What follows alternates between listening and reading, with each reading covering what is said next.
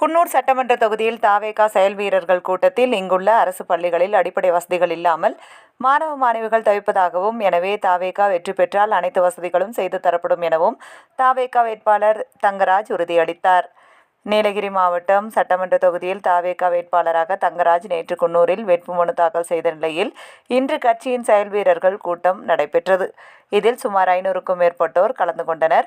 பின்பு பேசிய வேட்பாளர், நீலகிரி மாவட்டத்தில் உள்ள அரசு பள்ளிகளில் எந்த ஒரு அடிப்படை வசதியும் இல்லாமல் உள்ளதாகவும், ஆனால் இதுவரை அரசு அதற்கான நடவடிக்கை எடுக்கவில்லை என்றும், கழிப்பிடம் உள்ளிட்ட வசதிகள் கூட செய்து தரப்படவில்லை என்றும் தெரிவித்தார். இதேபோன்று சுற்றுலா பயணிகள் வரக்கூடிய பிரதான சாலைகளில் அடிக்கடி விபத்துகள் ஏற்படுவதாகவும், சாலைகளில் தரமில்லாமல் உள்ளதாகவும் கூறினார். இதேபோன்று நூற்றாண்டு பழமை வாய்ந்த மார்க்கெட் கடைகளை மாற்றுவதால் வியாபாரிகள் மிகவும் பாதிக்கப்படுவார்கள். மேலும் தாயகம் திரும்பியோருக்கு கடந்த 50 ஆண்டுகளாக எந்த ஒரு அடிப்படை வசதிகளும் செய்து கொடுக்காமல் உள்ளனர். எனவே தாவேகா வெற்றி பெற்றால் மக்களுக்கு தேவையான அடிப்படை வசதிகள் உட்பட அனைத்து நலத்திட்டங்களும் செயல்படுத்தப்படும் என வேட்பாளர் தங்கராஜ் தெரிவித்தார். இருக்கிறது, அதற்கு குடிநீர் வசதிகள் இல்லை. அடிப்படை வசதியாக அதை கருதி சட்டமன்ற தொகுதியிலே தேர்ந்தெடுத்த 6 மாதத்திற்குள் அனைத்து அரசு பள்ளிகளுக்கும்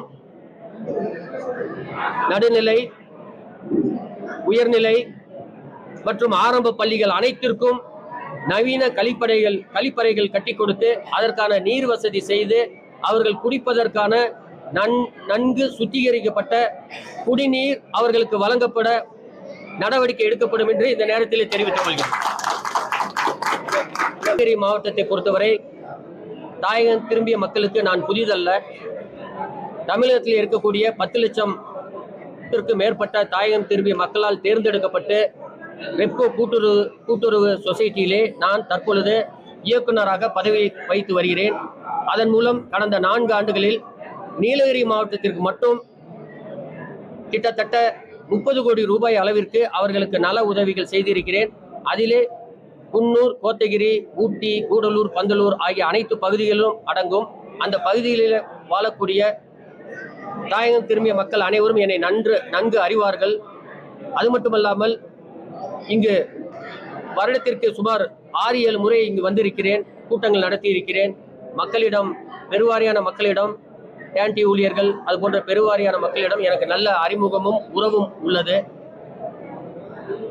என்னை தலைவர் தளபதி விஜய் அவர்கள் என்னை பார்த்து, நீ அங்கு நிறைய சேவைகள் செய்து கொண்டிருக்கிறாய், நீ குன்னூர் தொகுதிக்கு சென்று இன்னும் அனைத்து மக்களுக்கும் நிறைய சேவைகள் செய்ய வேண்டும் என்று கூறி இங்கு அனுப்பியிருக்கிறார்.